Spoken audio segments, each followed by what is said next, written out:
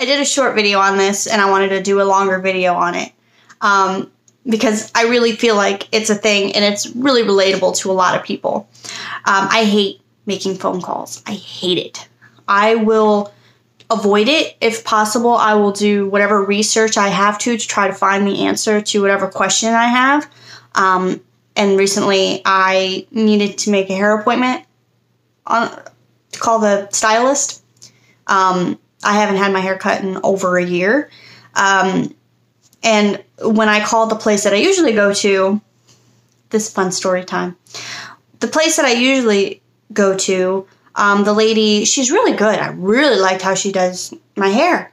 But also a lot of people go to her. So she's always super busy, which I understand.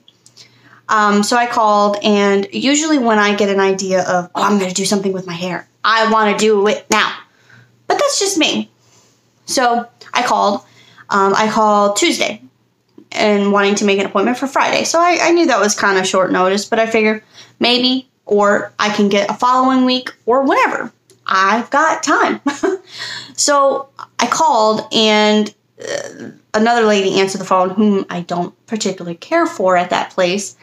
And when I explained to her what I was doing, again, I had my script ready of what I was going to say that I had prepared the night before, because that's where I go with making phone calls. She threw me for a loop, and she said, can you do me a favor and call back tomorrow when she's here and she can look up at her appointment book? Since when can other people not look at other hairstylists' appointment book? Like, is that a thing? I was like, all right, whatever. So now we're going on another day where I have to stress about making this phone call again. Like, pacing back and forth, planning what I'm going to say again, trying not to sound stupid because I know I'm being an inconvenience by calling you to do this. It's how my brain works. So the next day, and she tells me to call between 11 and 7. And I'm like, okay, that's a pretty big time frame, and I'm figuring, okay, that's when that lady's there. So now I'm trying to think what an appropriate time would be to call, because I don't want to call right at 11 because you're just getting there, and I know it's busy. But I don't want to call like when you've got 5 appointments, and it's like these are all the things that go through my mind when I'm trying to make a phone call.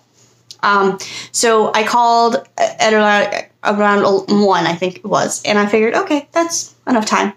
First call, no answer, voicemail. I don't want to leave a voicemail at a stylist. That's weird.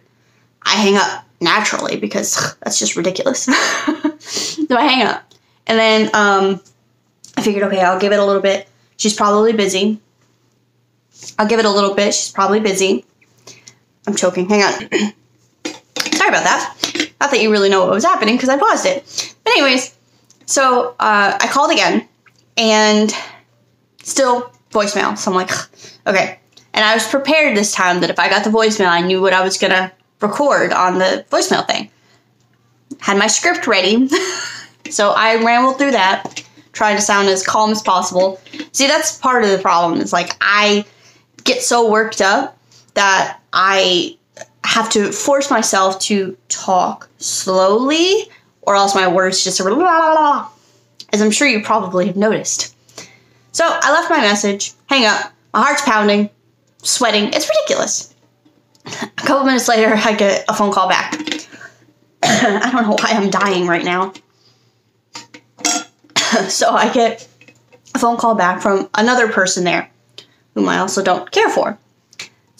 There was one lady that I like there, and she's just, everybody wants to go to her. These other ladies apparently have nothing to do. So I call again, or she calls me back, and of course she didn't listen to my message. Why would she? So I have to go through my whole script again, and now I'm to the point where I feel like I'm being the biggest pain, just trying to get a hair appointment. That's all I was trying to do. So she's like, well, she's completely booked this Friday, so you're going to have to pick a different day. I'm like, okay, that's no problem. I said, what about next Friday? Nope, completely booked. I'm like, okay. And I said, well, I kind of have to do Fridays or at least Tuesdays or Thursdays because I need, babysitter, blah, blah, blah. So she's like, well, I'll have her call you back and you can figure out something. And she hung up. I'm like, okay, that's interesting. Again, I guess she can't figure out her appointment book. So then the same lady calls me back. Still not the person who does my hair. The other lady calls back and she's like, yeah, she's completely booked. She can do Monday. And I'm like, I can't do Monday. And she goes, well, I tried. And hung up. What? So now I have the anxiety of finding a new hairdresser. And it takes a lot of energy for me to do that because it's like, I don't want to just go anywhere because you don't want a bad haircut. But then again, it's like, all right, well, I'm not really going anywhere, so it doesn't really matter. I just need to do something with this. So I find a place that's got pretty good reviews, and they're like, oh, you could schedule online. I'm like, yes! So I schedule it online, and then I get a call. I don't answer my phone if there's a number that I don't recognize. I let it go to voicemail. They left a message, which I was like, oh, cool. I call them back, and they're like, oh, so you want to make an appointment? Yeah, that's what I put on the website. Where you have a specific spot where you could do that. That's what I put. Okay, well, let me just get you put in our book here. Literally sat on the phone in silence, and meanwhile, my brain is racing because I hadn't had time to prepare my script. I don't know what I'm going to say. It's exhausting and crazy. So she comes back and she goes, okay, we've got you set up, blah, blah, blah. I'm like, I didn't need to talk to you on the phone for this. But I appreciated it. They got me in. Seems like a decent place to go. I'll let you know after I get my hair done. But yeah, so phone anxiety, it's a thing. And it's a struggle. And I will find a way to text, email, Morse code, send you a flare in the sky before I have to make that phone call. If it's a phone call where I have to get money back, I'm like a pit bull. I'm like, okay, let's go. Let's get down to it. I had to call GameStop. That's fun.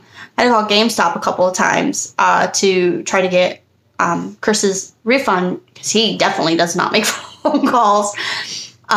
So I had to call them, and I was on the phone for 3 hours to get a $10 refund. But it was the principle of it, and I had a lot of fun dealing with that. So it's like, it's kind of a double-edged sword when it comes to phone calls. If it's me getting money back, no problem.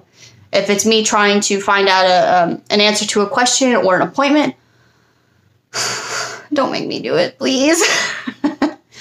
Well, I hope you enjoyed the longer version of the short version of phone anxiety video. It's a real thing, and tell me down in the comments below how you deal with it. Do you come up with a script in your head? Do you just avoid it? Do you make someone else call for you?